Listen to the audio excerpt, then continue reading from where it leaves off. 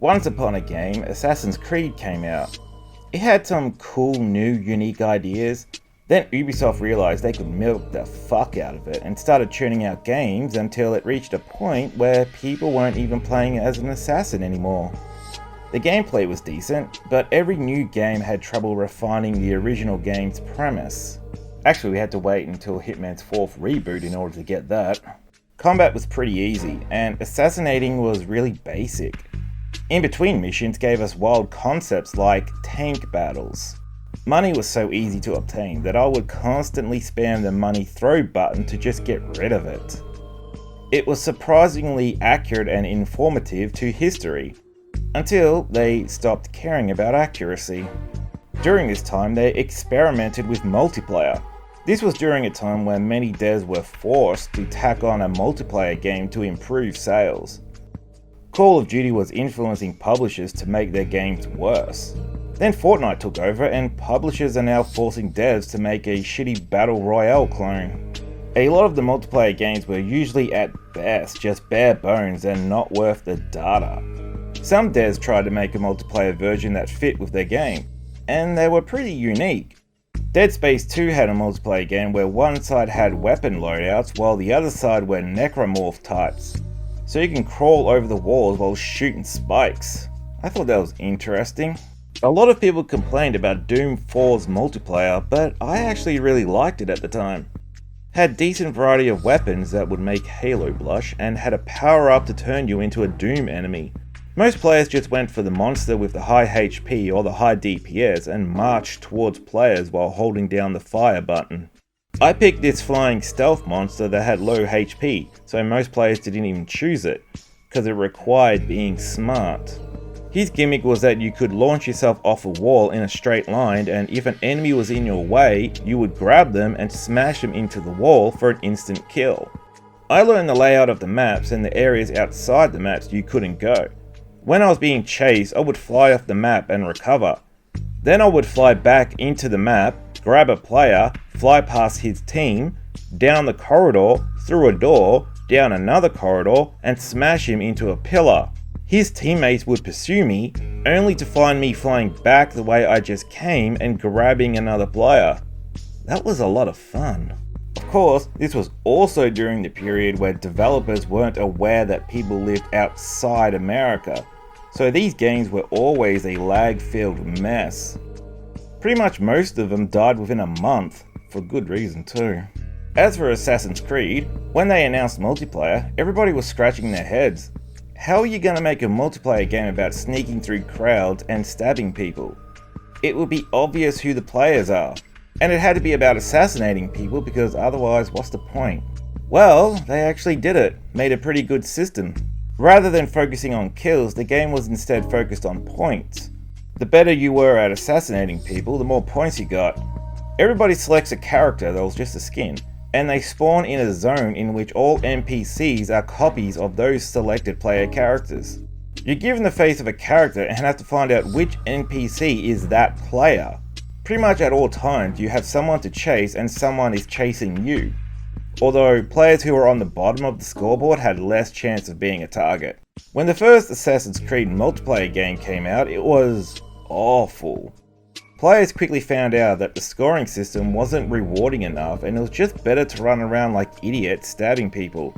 They also gave you an auto-aiming gun for some stupid reason. So all matches were just people running around the rooftops and shooting each other.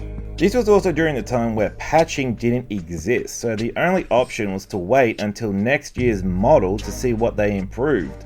To their credit, Ubisoft did improve the multiplayer as time went on, even if it was a slow, per-year basis that cost full price. Of course, they didn't improve on the latency. No matter how much they updated, they never bothered to limit matchmaking to regions, so you could still get into really bad matches. Although they did add some sort of lag competency where there was a chance where your character would just be immune to attacks if the game judged the ping was too high. I remember once it caused me to have a loop. I can't remember if I was the assassin or the target, but I attacked the other player and the lag competency triggered, causing him to dodge. He then tried to slap me and the lag competency triggered again, causing me to dodge. I then tried attacking him and it triggered again. This kept going back and forth for the rest of the match where neither of us could move. I even tried to run away and the game forced me back to try and kill him. It was so annoying. Even though the ping was horrible, you could get lucky and get into a local game, or at least in a game with just 200 ping. It wasn't exactly a multiplayer game that required perfect timing and precision. Unfortunately, players never picked up on how to play the game. Oh wow, gamers not learning how to play the game, who'd have thunk? Many just focused on getting kills, addicted to dopamine spikes in their brain instead of earning a serotonin burst. Which sucks, cause sneaking around and stabbing people while trying to avoid getting stabbed was a lot of fun. Really rewards smart thinking rather than muscle memory. Once I had a match that really emphasized this. I can't remember exactly which Assassin's Creed game this was. My mind drifts to Assassin's Creed 4 Black Flag, but it could have been one of the earlier games. Definitely not after. The only Assassin's Creed game I played after 4 was Rogue, and by then I was just done with the franchise. I'm only mentioning this if you spot some inconsistencies, since these games tend to merge together in memory. It's a typical game with some sort of dude bro in the lobby, whose only gaming experience sounds like FIFA or Call of Duty, after they started selling it to non-gamers. He runs around like a Fortnite kid on sugar and stabbing anything that looks like his target, racking up a high kill streak. The game ends, the score is tallied, he comes in second and I come in first. He's on mic, because of course he is, and starts screaming and whining and complaining. How did you beat me? I had 37 kills, you only had 7, what the fuck? Well see, I learned how to play the fucking game. He's running around and immediately jumping anything that looks like his target. He's only getting 50 points per kill. If he's lucky and manages to jump his target in a crowd, he gets 100 for the kill. Climbing up to the rooftop, scanning the crowds and firing a shot to someone that looks like his target. If he's lucky, he gets 50 or 100 points, if not, he gets a new target. Maybe they should have made you lose points for guessing wrong. Not that it would have changed this guy's playstyle. And some people would just call it unfair. Now, if you were really patient and didn't suffer from premature ejaculation, you could easily beat other players by using your wit. You earn more points by being more subtle, especially if you're in the same area as your target. Bonus points if you can trick your assassins to hit the wrong targets while doing it. As you approach your target, you have to act like a NPC. Otherwise your target will spot you and attempt to stun you or run away. If they can manage to slap you before you stab them, you'll lose them as a target and they'll get some points for it. The assassin will always get priority over a slap, but if they attempt to slap you during an attack, you'll get less points. Being near your target for a while gets you some points when you finally stab them. When you hide in hay barrels, you can jump out and stab your target for some extra points. Standing in a crowd also hides you and can get you points for stabbing your target from there. You also had to pay close attention to try and spot which model was a NPC or a player, since they could be sharing the group with an NPC that looks like them.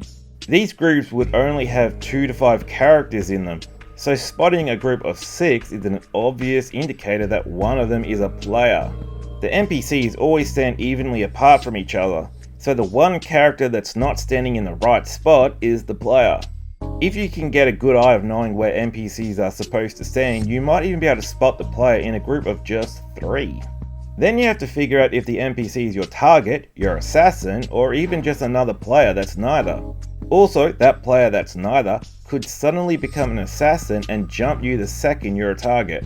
You do have some options that make it easier, like a perk you can equip which makes it so that when you stand in a crowd that doesn't have your NPC, the game will transform one of the NPCs into your character.